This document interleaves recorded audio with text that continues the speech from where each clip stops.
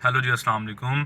मेरा नाम वकार और आज हमारी बात करने का टॉपिक है कि क्या वजह है कि बायकॉट यूएई इस टाइम ट्रेंड बना हुआ है ट्विटर पर, और क्या ऐसी वजह है कि उसके रिस्पॉन्स के अंदर जब पाकिस्तानी रिस्पॉन्स कर रहे हैं, ट्वीट कर रहे हैं, तो इंडियंस एक बहुत भारी तादाद के अंदर रिस्पॉन्ड बैक कर रहे हैं, बैकलैश हो रहा है और इंडियंस बहुत सख्त तरीके से इसके ऊपर यूएई को सपोर्ट करने के लिए आ रहे हैं। वेयर एज हम देखते हैं कि यूएई इटसेल्फ उसके ऊपर कोई रिस्पॉन्स नहीं। अब हम देखते हैं कि असल में प्रॉब्लम क्या है। प्रॉब्लम यूएई और टर्की के दरमियान है, जिसके अंदर पाकिस्तानी कौम ने साइड ली है टर्की की। और ये क्या वजूहात हैं, प्रॉब्लम्स क्या हैं, पहले इसको समझने की ज़रूरत है। हम समझते हैं कि आज 21वीं सदी के अंदर इस वर्ल्ड के अंदर अब जितने भी ताल्लुकात हैं वो इकॉनमी बेस्ड हैं। हमारा चाइना से ताल्लुक़ फाइनेंसिस और इकॉनमी बेस्ड है। हमारा यूएई से ताल्लुक़ या यूएसए से ताल्लुक़ इकॉनमी और फाइनेंसिस की बेस के ऊपर। इसी तरह दुनिया का एक मुल्क का दूसरे मुल्क से अगर कोई मसला है या कोई ताल्लुक़ है, वो पैसों की और इकॉनमी की बेस के ऊपर है। और हम देखते हैं कि टर्की ने यूएई को बहुत ज़बरदस्त तरीके से हर मैदान के अंदर पीछे छोड़ दिया। वो तमाम फाइनेंशियल मोनेटाइजेशन कॉन्ट्रैक्ट्स जो कभी यूएई के हिस्से में आया करते थे, वो बहुत अरसे से हम देख रहे हैं कि वो टर्की के हिस्से में आ रहे हैं। हम ये देख रहे हैं कि किस तरह MTO money transfer operating system जो है उसके अंदर टर्की जो है वो बेहतर बैंकिंग कंसेप्ट ला रहा है, कोरेस्पोंडेंट कर रहा है। और टर्की के जो बैंक्स हैं वो अब वजह बन गए हैं, रीज़न बन गए हैं कि वो किस तरह बड़े बेहतरीन तरीके से दुबई को पीछे छोड़ते जा रहे हैं। वो जो कभी एक हब हुआ करता था दुबई, आज वो बात नहीं रही। और उसके पीछे अल्टीमेटली हम देखते हैं कि यूएई और दुबई के अंदर नेटिव पॉलिसीज़ हैं।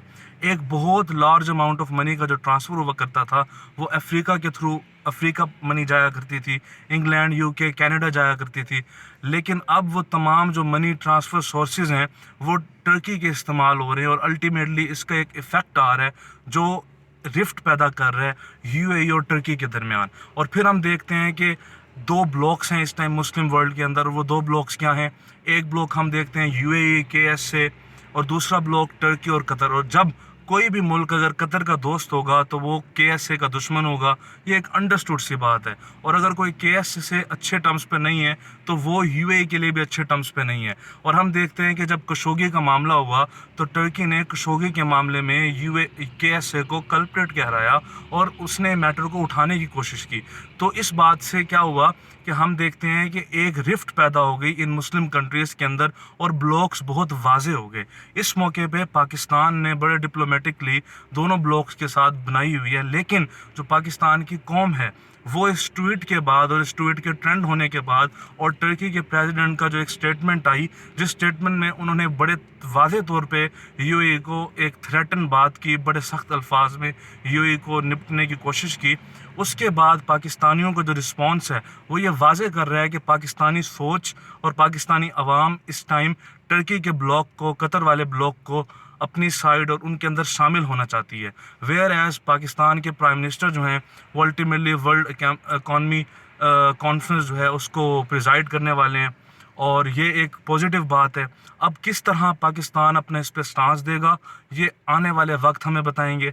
लेकिन हमें ये देखना है कि टर्की ने किस तरह अपना सिक्का मनवाया और किस तरह यूएई और केएसए और तमाम मुस्लिम कंट्रीज़ जो कभी अपनी हेजमनी समझा करते थे मुस्लिम कंट्रीज़ पर, उन पर टर्की कैसे वाजे हुआ और कैसे प्रोमिनेंट होकर अपनी इकॉनमी को गिरने के बावजूद, यूएसए से कन्फ्लिक्ट होने के बावजूद एक स्ट्रॉन्ग कंटेंडर बन के सामने आया।